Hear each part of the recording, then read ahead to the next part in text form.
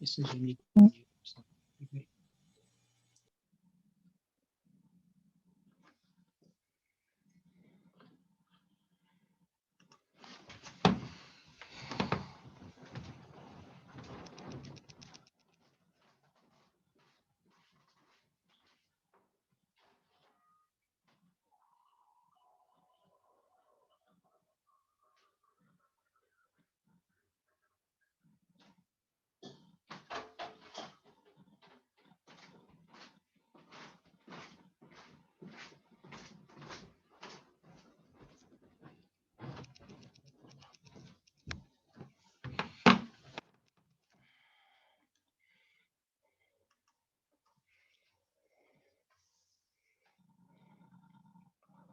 There I am. Yes.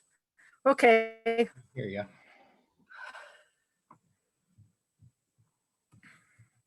I just got to see if I'm too bright.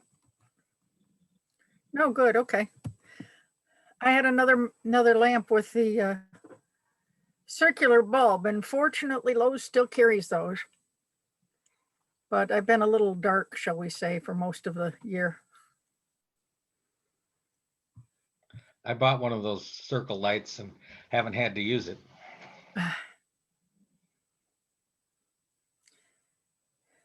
They're weird. Well, they shine off of my glasses and make me look really strange. Well, this one was it has the magnifying glass in the center for doing needlework, and my sister-in-law wasn't using it anymore, so I got gifted. But they weren't sure if it worked. And it does. Oh, that's good. Okay. So I gotta open the other one.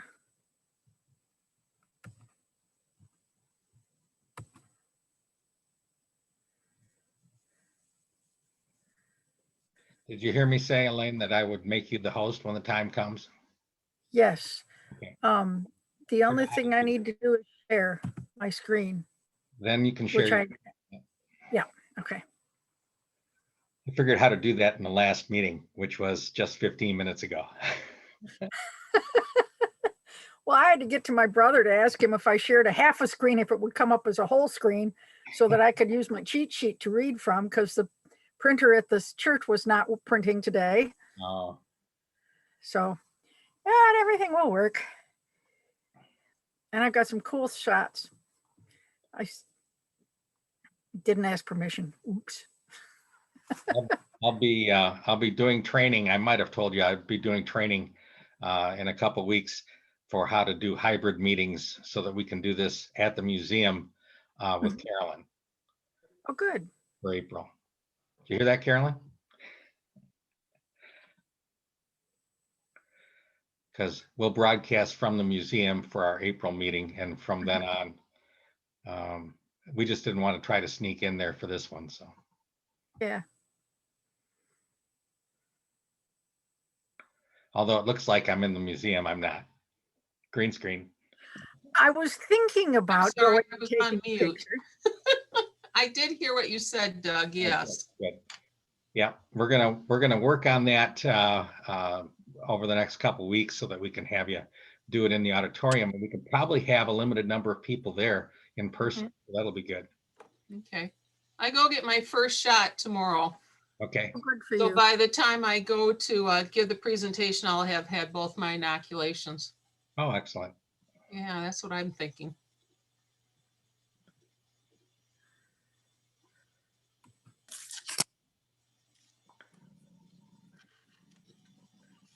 Come on, come on, come on, come on. I don't want that.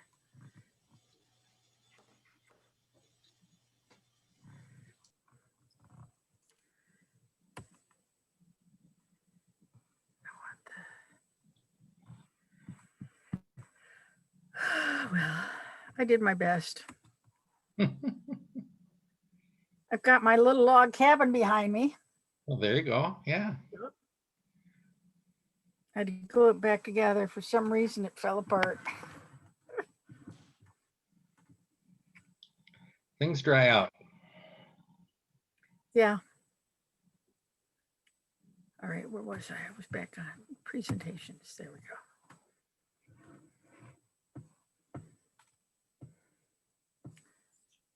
Yes, so this getsetup.io is the one that's been doing free classes on techie stuff. You Mhm. probably know it all. You probably could teach it all. They're looking for teachers too, because they're in Australia, India, New Zealand, and the US.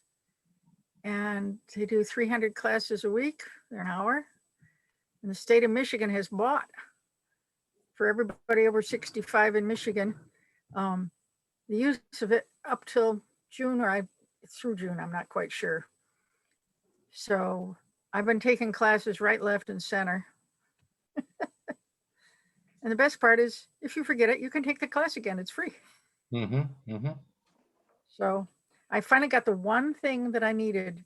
There's one little bit of information to transfer pictures from my phone to the computer. Mhm. Got that. So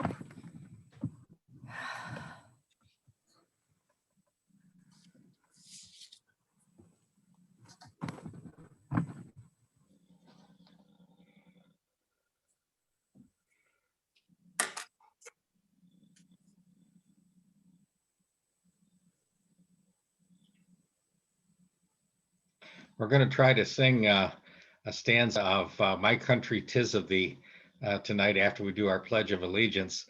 It really sounds horrible when it's on Zoom. I'd let you know that. oh, well, that's easy. You just pick one person and everybody else you mute.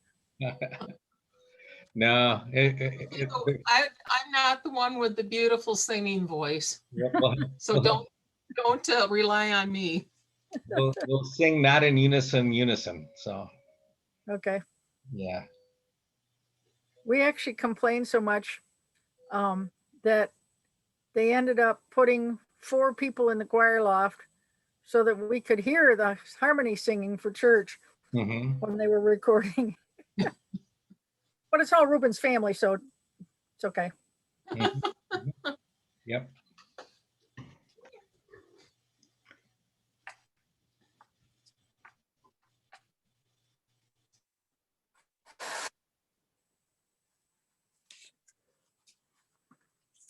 I don't know if you heard, but the 100 Women Who Care did the some of the funding for the library renovation this time. Oh, that's what they did? Yeah. Excellent. Good. Try and keep everybody up to date, right? Yeah. Going to try to get the Friends of the Library again together in another few months. Good. Okay, we're going to go ahead and get started. We right now have 11 participants, so that's not bad. That's even better than our board meetings. So I think that we can have a general meeting tonight. I'm really looking forward to hearing from Elaine. I'm Doug Klein, the current president of the Mason Area Historical Society, and we're going to start our meeting as we always do with the Pledge of Allegiance. You should have a flag up there someplace on your screen. And after that, we'll try to sing in unison, My Country 'Tis of Thee. We'll see how it goes. Let's start with the pledge. Mason Historical Society is having a history on the post office. You can go ahead and mute yourself if you would, please, because we're going to do the pledge now. Okay, now you can go ahead and unmute yourself. I pledge allegiance to the flag of the United States of America and to the republic for which it stands, one nation under God, indivisible, with liberty and justice for all.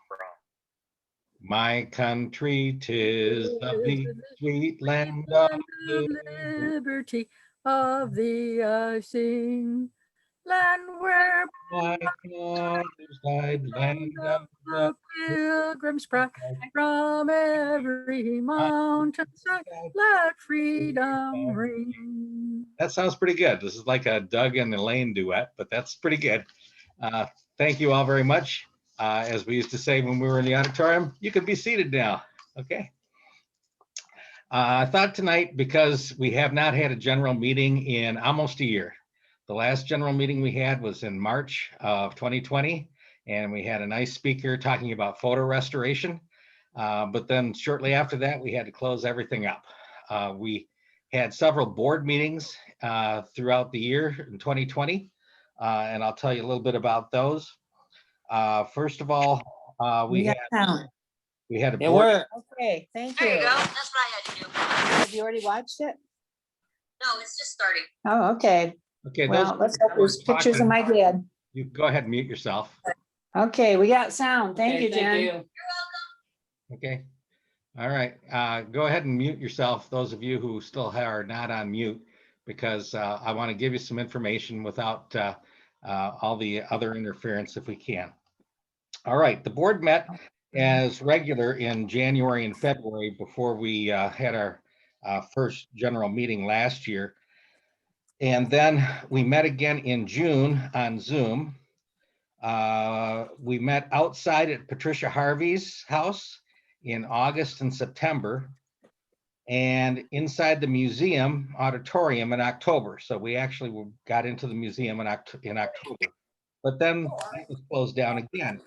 So we met a total of 6 times in 2020, and we met informally again this last February 16th on Zoom.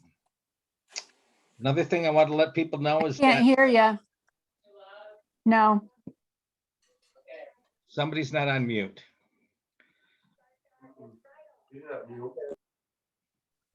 Okay, I'll keep going. All right.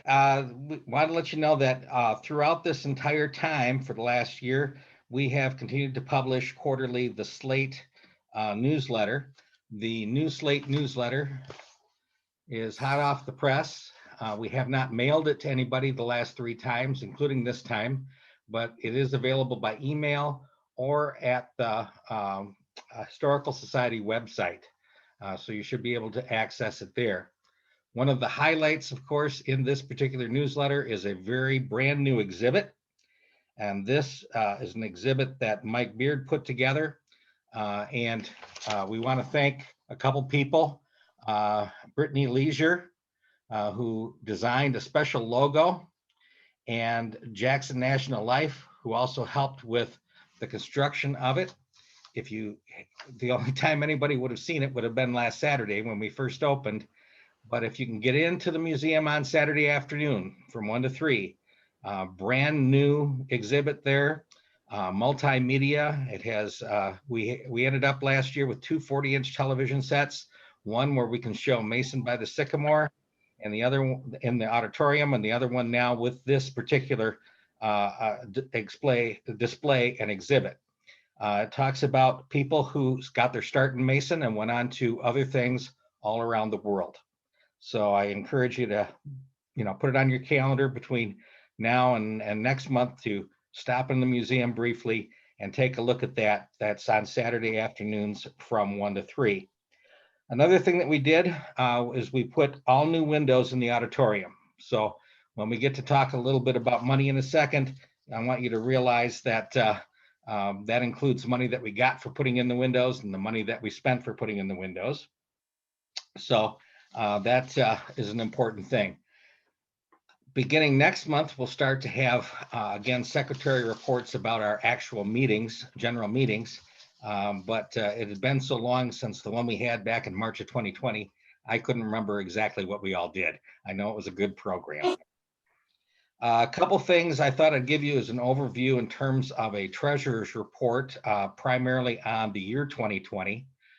Good news is that because we have no employees, we're all volunteer, we did not go into the hole last year. A lot of people did. A lot of people had, and heck, we go into the hole on a regular basis. I don't know why I'm talking about it, but this year we did not go into the hole. We actually ended up coming up with, at the very end, after all of our expenses, we ended up with $1,151.89 to the good at the end of the year. Our expenses were $23,073.82. We had income, though, of $24,225.71. A good chunk of that money, as I mentioned before, was the money for the windows going in and out. And then we also had other expenses, nothing too major, however, that we normally have during the year. We spend a lot with consumers' energy. for example. We spent last year $2,417 with Consumers Energy. I still want to try to get them to sponsor Carolyn's presentation next month, so we'll see what we can do. As far as income goes, the good news there is that we have continued with our memberships. We received $2,310 in memberships last year. We also have a number of donations that came in, quite a few actually, over $12,000 in donations. And we sold a little over $400 in publications. And we had a payment for building use back in February. So there was a number of good opportunities there for income, primarily because of a grant and a bequest, which of course has allowed us to put in the new windows. Again, if you go on Saturday, you want to sneak into the auditorium and take a look at those brand new windows. We hope to have at least some of you in the auditorium for our next general meeting. You can go ahead and unmute if you'd like. If there are any questions, I'll be glad to take those before we start with our program. Anybody got any questions?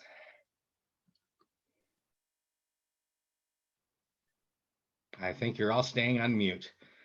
Well, Elaine, you've got to get off of mute now, okay? Because we're going to switch you over and we're going to begin our presentation with Elaine Ferris. Most people in Mason know Elaine, okay? She's a member of our city council. She's a former citizen of the year. She's been very active in Methodist Church, very active in the Chamber of Commerce. Heck, if she runs the farmers market. If you don't know Elaine, you aren't, hanging around Mason too much because she's everywhere. But her family background is also something that she can draw on, and she wanted to do that for a presentation for us this evening on the Mason Post Office. Obviously, the post office that we have now has been there for quite a long time, and she'll tell us a little bit about that. But there were post offices that preceded that one as well. And so we're going to go ahead and let her share her screen on that. Let me go ahead and stop my share here. All righty. And I'm going to go ahead and make you a host, Elaine, so you can share. Make host. Here we go. Yes. Okay. In a moment, they're going to let you do that. Okay. It says you're the host now. She's up above him. So if you'd like to go ahead and share your screen, Elaine, we should see if that works for us. I'm trying to find the number to give Lori, and he's covering it. Okay, the rest of you can go ahead and mute yourselves if you would please, so that we can give Elaine our attention. I've got everything but share now. Well, in that case, let's see if I can share that way.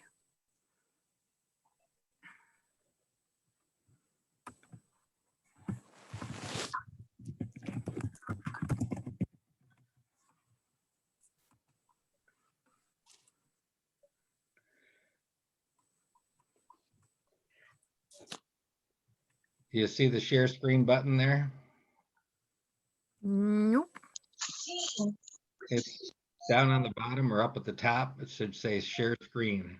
There it is. Okay, sorry, I pulled it over too far. Okay.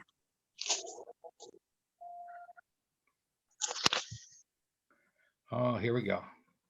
Yes. There, coming up. Okay. Yep, we see it. All right.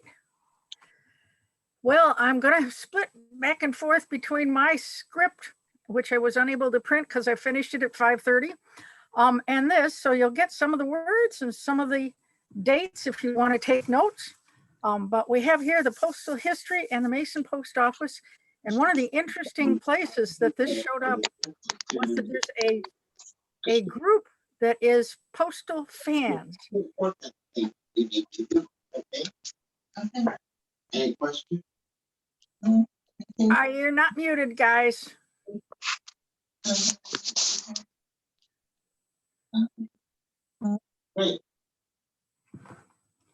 Okay.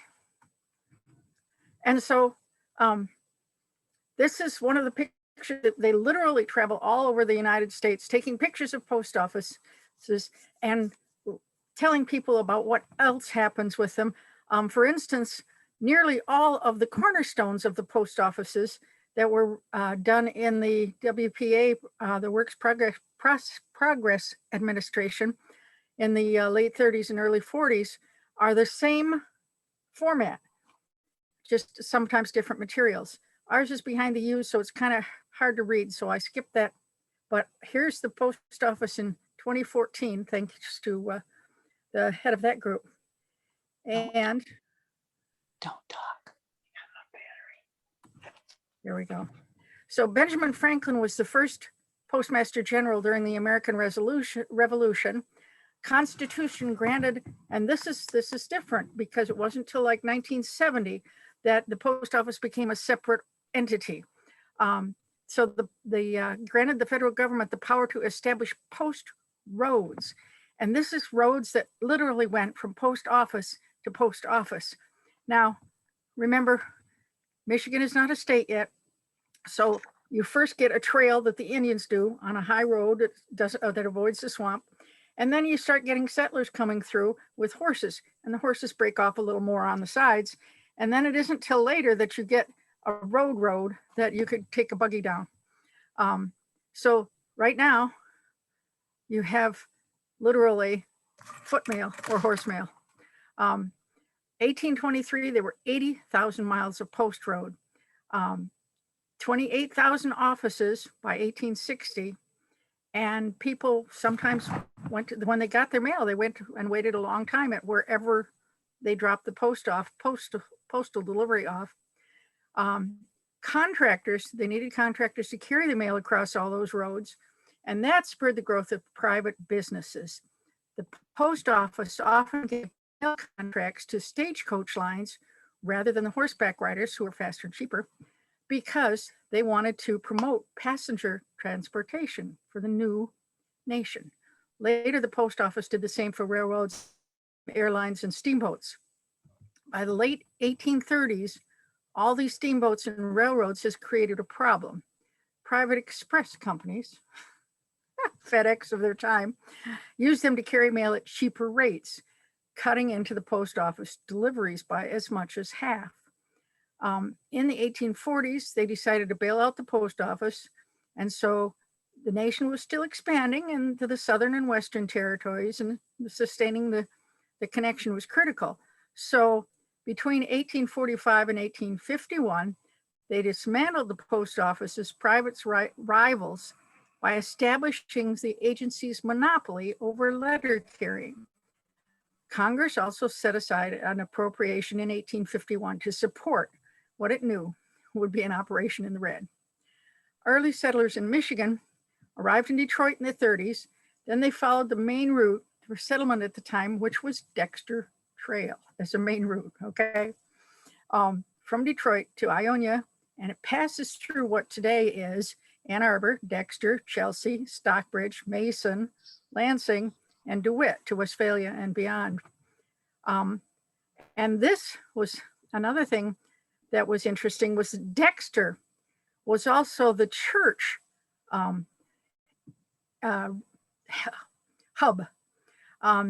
But it was where the railroad stopped in 1840. And so they would send the circuit riders out from Dexter to establish to house churches and do the visiting preachers. And Samuel Dexter, who purchased a large tract of land and of course founded a town named after him, established a post office in his house and would take the mail from there back to Ann Arbor. Let's go back to,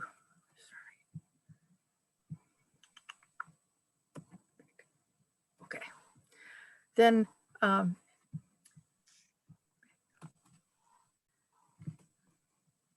so here we have George Washington for Congress and Benjamin Franklin as postmaster. And here's your delivering the mail. This is about 1850, I think, at this point.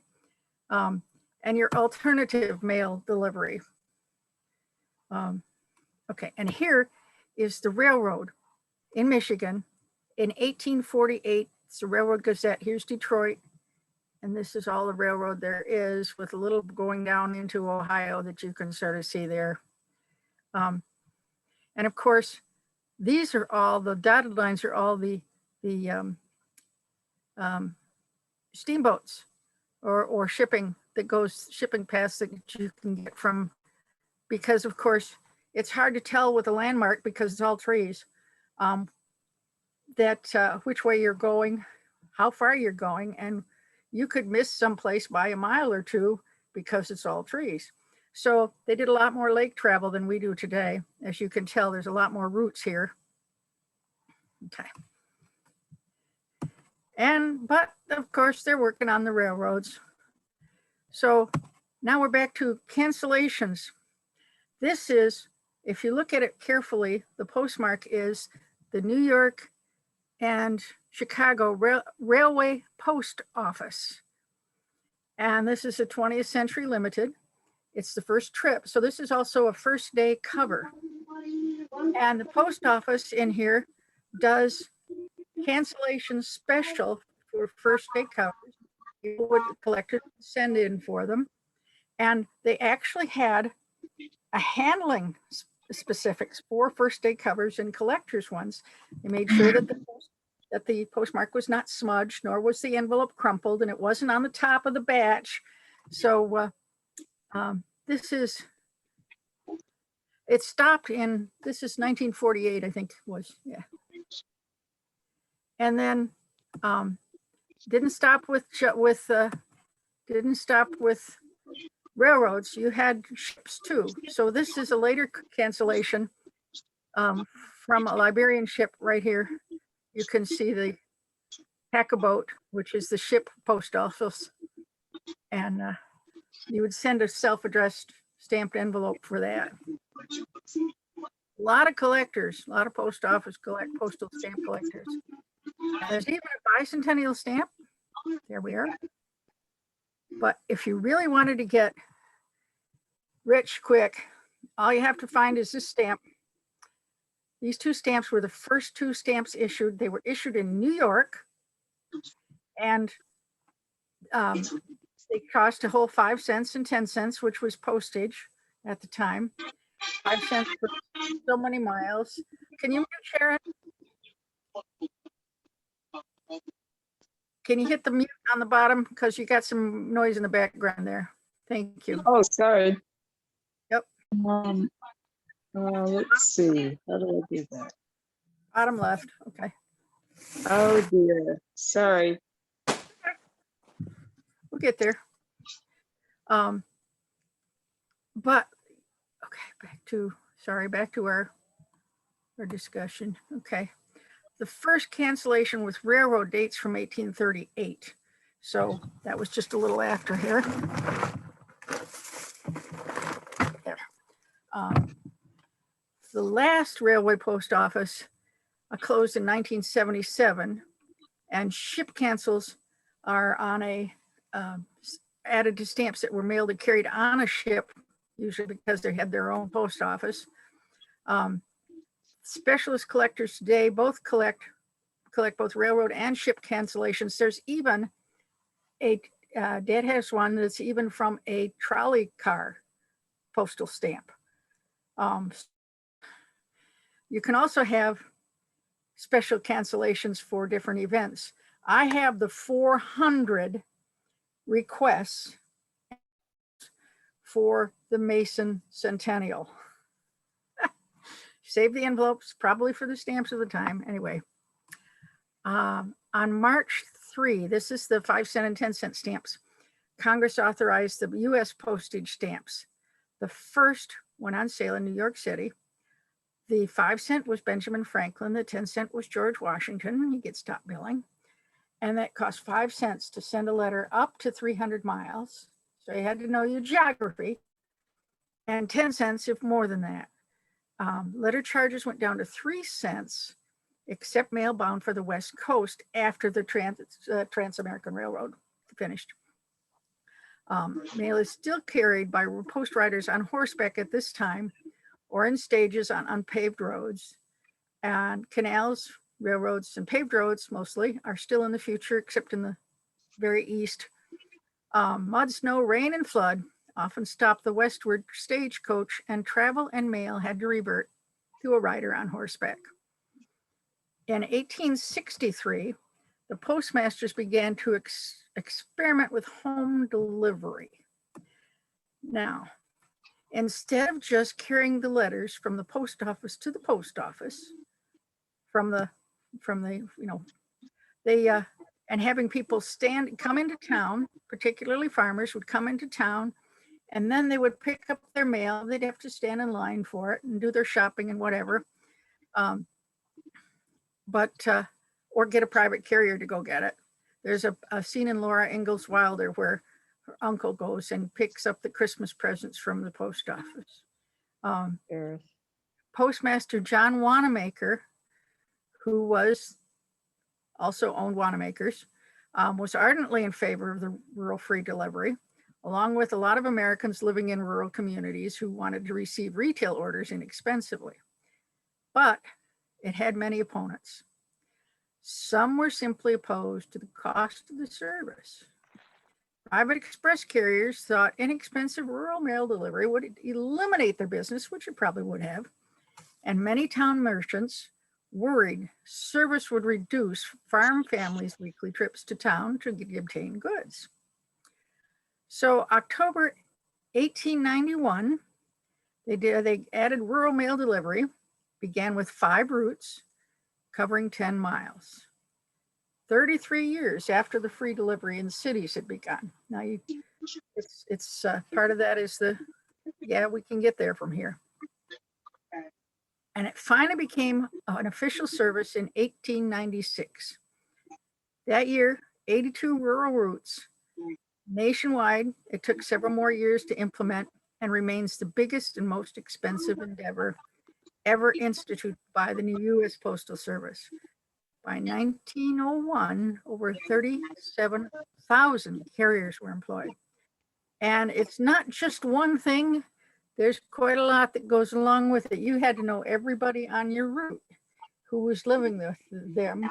Hired hands from one family would go to another family, etc. So, and you had to take tests on how fast you were in sorting your mail and how accurate you were, because I have the test from my father, Richard Ferris, who scored 97%. You'll be happy to know. Then in 1913 came the introduction of parcel post, which caused another boom in rural deliveries.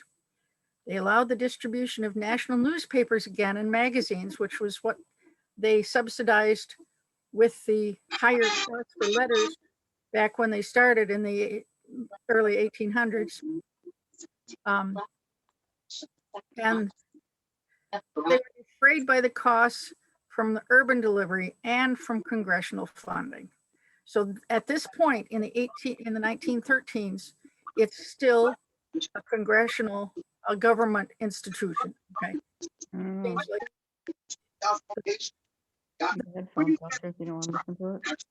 Can you bottom left? You can just hit that little mute button.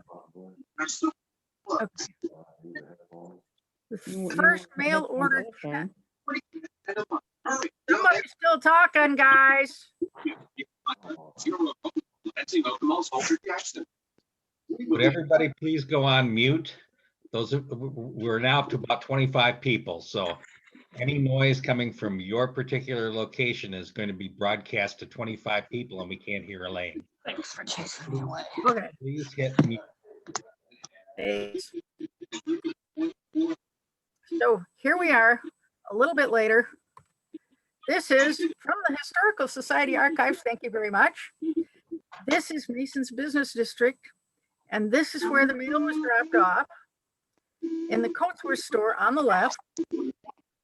And people from miles around would call or send there for mail. And this is the J.W. Phelps hardware.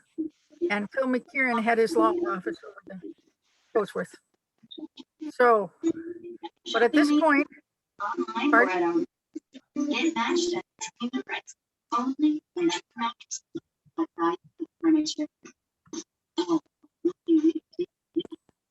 Sharon Rogers, turn your mute on. I do have it on. That's weird. Why does that keep doing?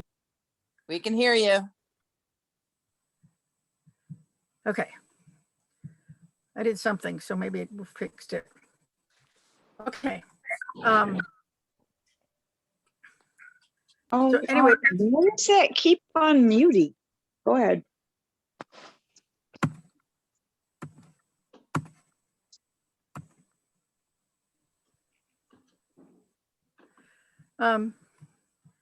So back we go to rural delivery. This is a little later. They would go into cigar boxes and lard pails out on a fence post, usually when they were delivering early. Okay. A little later, the first mail catalog was good old Montgomery Ward, selling goods mainly to farmers who had difficulty making it out to the big cities. It was from Chicago.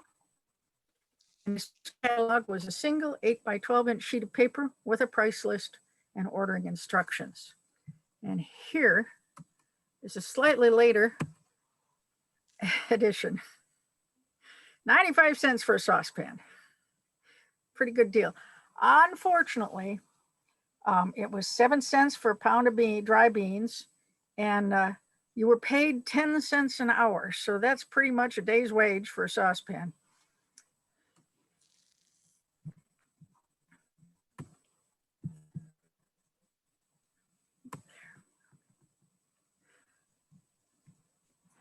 The post office had established a 4-pound limit on mail at that point. This is 1870s. Anything heavier was supposed to be left to private companies, but the 4 largest private carriers had effectively formed a cartel, setting confusing and sometimes exorbitant rates. In 1913, after decades of fierce debate, Congress busted the price fixing racket and made parcel service an official post office product. With 300 million packages sent in the first 6 months, the service was an immediate hit. Post office, as we know it, emerged. Then in 1930, 43,278 rural routes served nearly 7 million families. The Rural Post Roads Act of 1916 had authorized federal funds to make rural post roads.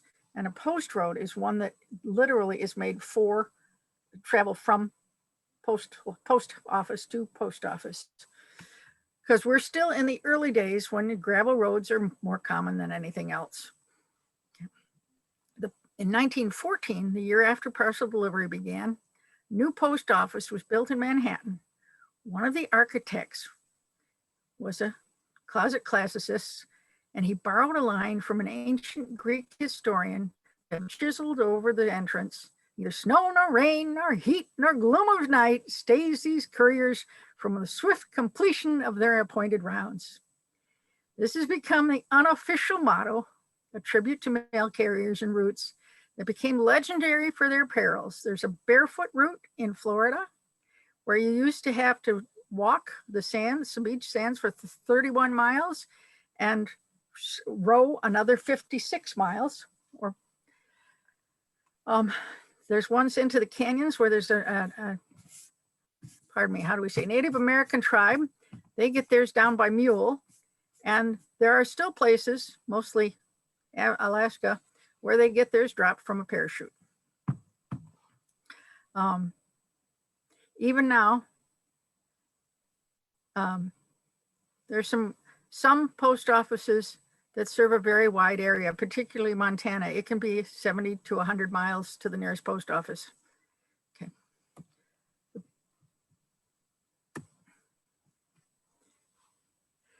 Post office's introduction of rural free delivery, not just urbans, in the early 1900s spurred the increased use of motorized vehicles. So that means that you're now improving the roads.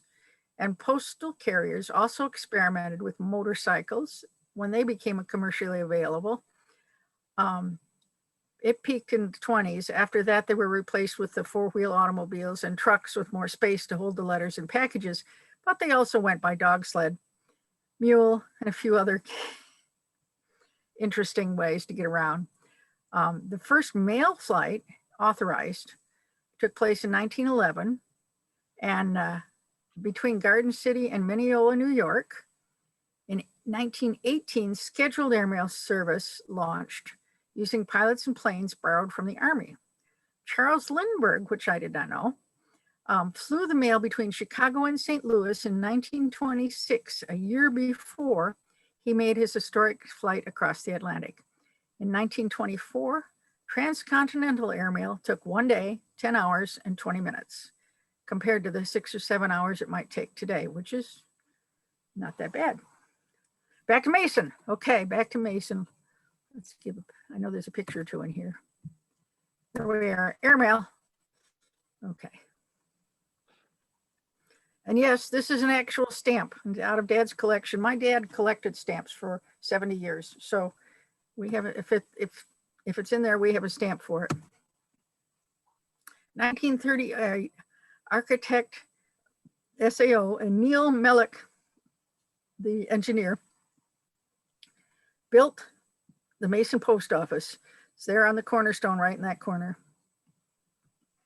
And in it, this is the Works Progress Administration terracotta relief. And it was done by Marion Overby. Marion Overby was one of the 2 women to do murals in post offices in the United States. And so this is an early postman dressed in buckskin and negotiating his way through the wilds of Michigan to deliver the mail. And this is a detail I don't know if you can see, but I think those are raccoons there. And there's a toad or frog and her signature right there. That's the bottom of the boot right here. And yes, you can go and see that today. It's actually a cream colored, but this was the best one. This is from the Cranbrook Archives. And this is actually 1939 when it was actually put in.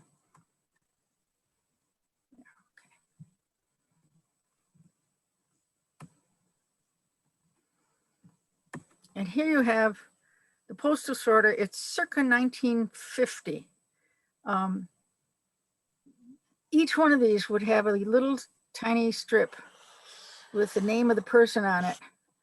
I had one from my dad, and it still had a few of the names in there. And the earlier ones are made of wood. There was one that was from the Mason Post Office circa 1910 that I had for quite a long time. And there we have a plate block, another collector's item. We were talking about collectors and postage, and the plate block had the number of the plate on which it was printed in the corner. And so this would be a left, right, upper, left, lower left, upper right, etc. You know, one of those 4 corners of the plate. And it's another thing that collectors like, collecting more. Okay. Neil Mellick, the engineer, had a number of buildings that are now also listed on the U.S. Register of Historic Places. And the interesting thing about the Works Progress Administration was that it didn't just absorb unemployment, but it allowed thousands of artists and writers to work on ambitious creative projects. The Works Progress Administration was through the Department of Treasury from 1934 to 43. And it was not just sculpture, it was theater. And they wrote a series of guides for each of the states. So it was a little problem. Some of them wanted more artistic freedom than they wanted to give them. But, and then we get back up to World War II, which is right after the post office. Oh, 1938 is also the year the library was dedicated. And Jenny Dart was telling me about the fact that they were sitting across from the library where the post office is now in 1938 and listening to the Mason band play for the dedication. So during World War II, the post office helped Americans stay connected without transporting tons of letters with V-mail. And I was unaware of this. I wasn't born yet, but Kodak developed the microfilm technique to process bank records. And so what they did is they took the special airmail, opened it up, photographed it, microfilmed it, sent off the microfilm, not all the letters, and then they printed them when they got over to there, and then they did the same coming back, so that instead they saved almost 5 million cargo pounds of paper for moving it from here to there by sending just the microfilm. And then I talked a little bit about the stamp collectors and special cancellations. The Mason Centennial had a special cancellation, and also the other one I know about particularly is the Evanston world's largest garage sale, which they had in a 7-story parking garage. But they also had a post office on the floor where you could get your letters sent out with a special cancellation that said, you know, whatever you wanted to say. So if we have a 100th year celebration for the museum, you can also have a special cancellation through the post office. And then even today, there are other things that happen through the post office because people are good people around here. The school district, when they went to move the books from the middle school to the middle school library from Jefferson, they used the carts, those big carts from the post office to help them move. Here we are. And the Boy Scouts put them in order, moved them out, took them up, put them on the bus seats in order, and took them off in the carts over to the library and put them up on the shelves in order. So they got there. Then to this day, they ship turkey and chick poults through the mail. And they go to the post office, and then the post office will call you and you're supposed to come pick them up. Well, these little turkeys didn't get picked up. So you have little turkeys and they become big turkeys. So Dad got the chore of taking them home until somebody called for them, and they never did. So we raised a dozen turkeys in the backyard, and he always said that they were the only bird that was stupid enough to drown looking up in a rainstorm. I looked it up on Snopes. It's not true, but it makes a good story. And then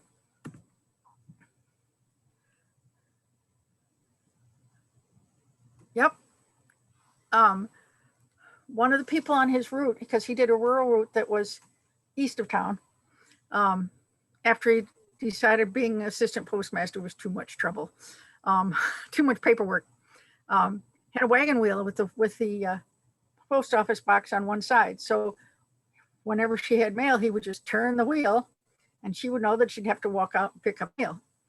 One time, I got a little jar with a mouse in it because I had a snake and the snake needed a mouse. So I didn't have to go in the pet store. They caught one from field mouse and gave it to Dad to give to the snake.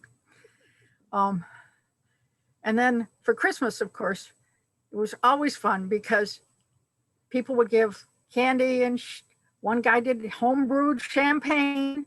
I don't know if brewed is the right word, homemade champagne, and all sorts of things. And he would come home with bags of stuff, but he would also always write a thank you note.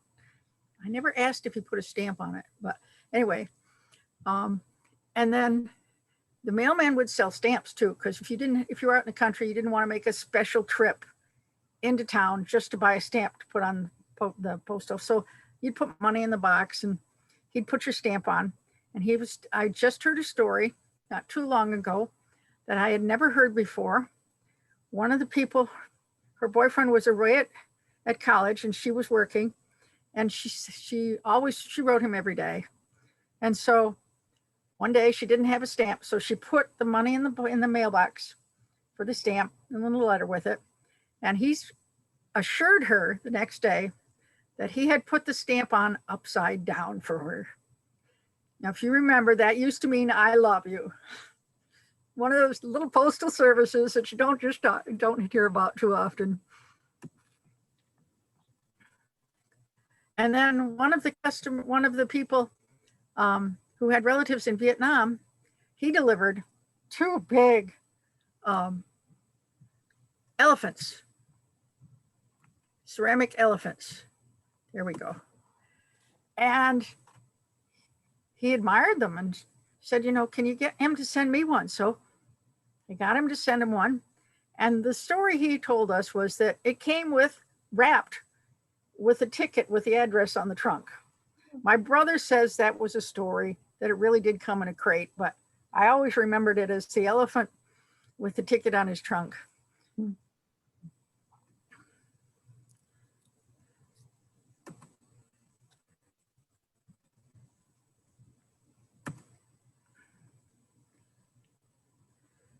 So there were some trade-offs, okay. In '68, a presidential commission concluded the mail service would be improved if it were run as a business, a proposal that postal unions opposed, okay.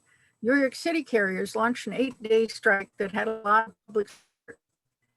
In exchange for a pay increase and collective bargaining rights, the unions agreed to support reorganization in 1971. An act of Congress turned the post office department into the United States Postal Service. So it hasn't been that long. A government-owned company expected to generate enough revenue to pay for itself. So for nearly 2 centuries, the taxpayers had funded the post office to help build a nation. Now the nation is considered built. So, for decades since then, the U.S. Postal Service worked just fine, and by the 1990s, the agency was steadily turning a profit. All that came to a screech with the arrival of email at the end of the 20th century. This new service chewed into demand for the postal products. First class and marketing mail is dwindling, dropping by 34% since 2007. They're operated by a board of governors with 7-year terms. They're still talking about what to do about this. But then what else is new? Okay. There's some elements of a mail carrier job that cannot be easily outsourced. The Postal Service employees take an oath to protect the Constitution. The job comes with a clear, if unspoken, duty. You're looking in on people, says. You're representing the United States. That's why the Postal Service has often gone beyond the mail to serve communities. More recently, the Postal Service's only growing source of revenue is packages, online shopping too, because it has a legal obligation to visit every household 6 days a week. The Postal Service can offer cheap rates to private carriers, bringing deliveries on the last step of the journey. And if you've gotten an Amazon package, you know, a lot of them come that last step through the post office. The first forever stamp, this is your recent history, came out in April 2007. In 2006, Congress passed a new law, the agency's first overhaul since '71, that strictly defines postal services as letters and packages alone. And then they also instructed, and this has hit a lot of businesses hard, to pay in advance for future employees' retirement benefits. This was not supposed to be a problem, and then came December of 2007. And the last economic downturn. So in closing, I'm giving you your homework. Write a note to a friend or an old classmate and help support the post office for another 100 years. And here we go, another 100 years. We deliver for you. Okay, questions, and you can put them in the chat. You can do anything you like here. Go ahead and unmute yourself if you do have a question for Elaine, and then mute yourself back again so we can hear her. I have a Yeah, or you question. can, uh-huh. You said your father was a stamp collector. Yes.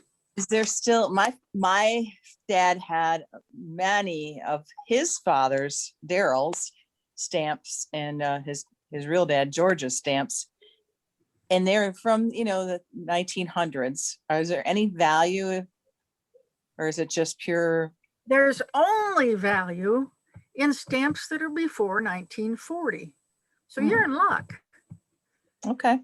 Anything past 1940, you might as well use just as postage. And is there, could definitely, if it's been canceled, does it affect the value? Probably. it does affect the value somewhat. Yeah. But the Mystic Stamp Company is a very nice thing to give you an idea of what it is. But any dealer that you gift it to will give you only about 30% back. But for personally, I go look for the Benjamin Franklin and George Washington stamps. All right, we have- great. Yep. Good production. We have been deaccessioning Dad's stamp collection for the last 5 years at once a month with all of us sorting, and we've learned so much. Did you know that there's a special stamp from New Zealand to Antarctica? Because that's the way the mail goes, and it costs you $2.15 New Zealand to get a letter to Antarctica for the first ounce. Anyway, just amazing stuff. So, and this was fun. I wandered through post roads to hit Dexter, then went into Michigan history, looked up railroad maps, and it's fascinating to how everything dovetailed. I never thought of the advertising business being so heavily affecting the post office, but also if you remember the Eden post office, that opened in 1843 and it closed in 1971, which coincidentally happens to be the year they reorganized as a private business. And I suspect that they closed an awful lot of small post offices in that year. So, but anyway, it was interesting. It's fascinating. There's some really good information on the state of Michigan in there too. I was looking somewhere for the Google thing where you could see what the actual physical place looked like 200 years ago, but I couldn't find it yet. I'll find it soon. And it would be nice to just sort of walk the Dexter Trail as of 200 years ago. Sharon has a question. You want to unmute? Sharon, you're still on mute. There. Okay, I think I hope I got you. Nope, I guess you got it there. I guess you got to undo it. Yep, Sharon, there There you you go. got it. You got it. Okay. I think because I was having a problem with my mute button earlier, you had me muted too. Yep. My husband Dick's family, Dick's mother was the postmaster at the Eden store, the Eden post office at Chapin Corners. We still have her original postal safe, and we had her postal desk, and we have there's a bunch of stuff in the safe from when she was the postmaster. But when the store closed and they actually built the Mason post office, that's when the postal service closed the Eden store, and all the mail from Chapin Corners or Eden at one point started going to the Mason post office. So thank you for the presentation. It was very interesting. We're always interested in the postal information due to the fact that she retired. When they closed the Eden store, they retired her as a U.S. postmaster. So it's kind of there's a real neat history there about the whole area from way back. So it was nice to enjoy. Thanks for the presentation. You're welcome. It was fascinating to me too. It was just all the little things that dovetail. Yeah. Yep. And thank you. That's one piece that I didn't know, that she was postmaster at Eden. Yep, she was the postmaster there the whole time that Cliff and her had the store open. Great. Yes. So, We and got of course, time for- Cliff, he worked at the Mason Dairy and then the city of Mason. He retired from the city of Mason. So, Mhm. yeah, it's amazing when I look back at that history. But anyways, thank you, Elaine, for sharing again. Thanks for the question, Sharon. We got time for another question. Anyone else have one? I have a question. Mhm. My dad, Les Palmer, was postmaster before your dad was. Yep. And how did the zip code affect delivery and sorting of the mail? My dad went to a big presentation in Grand Rapids when they started the zip code. Yep. And that was probably 61 or 62. So what's the history behind that? One of the things that they did particularly to get people prepared for was they would print in the corners of the stamp sheets, use zip code.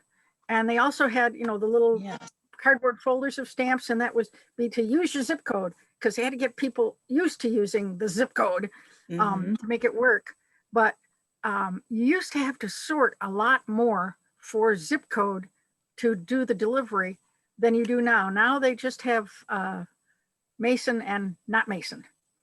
But you used to have to do the 2 digits, the 3 digits, and the 4-digit zip codes when you were sending a mass mailing. So you had to break it down for them in the Mhm. post office. Very interesting. Yeah, it was. Okay, we have time Well, for one more question, I think.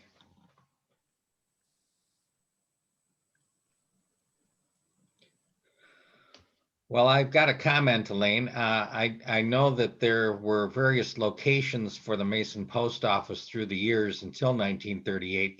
Those were mostly in storefronts of businesses, weren't they? Right. I was trying to figure out who would have that list. And I went through the entire archives online and could not find it. So I was afraid I was going to have to come up next Saturday and do a postscript. Well, one thing that I want everybody to know is that we are recording these meetings and presentations from now on, including this one, and we'll make those available through our webpage, and we'll put a link to it out on our Facebook page as well. Good. We want to thank the people who came this evening. We That's had great. 25 people participate in our Zoom presentation. Next month, we're going to be able to take a limited number of people in person at the auditorium, but we'll also be able to do this by Zoom. So whether you want to come out to the museum or whether you want to just stay home and look at it on Zoom, I'm looking forward to Carolyn's presentation about rural electrification. I'm sure it will be electrifying. So with that, we'll close our presentation. Once again, thanks to Elaine. Thank you. Elaine. Very much. Yay, thank you, Elaine. Thank you. It was fun. Only I'm very tired of sitting in this chair where I've been for the last 4 days. You have to go get your own snack, I'm afraid. That's right. Okay, cookies all around.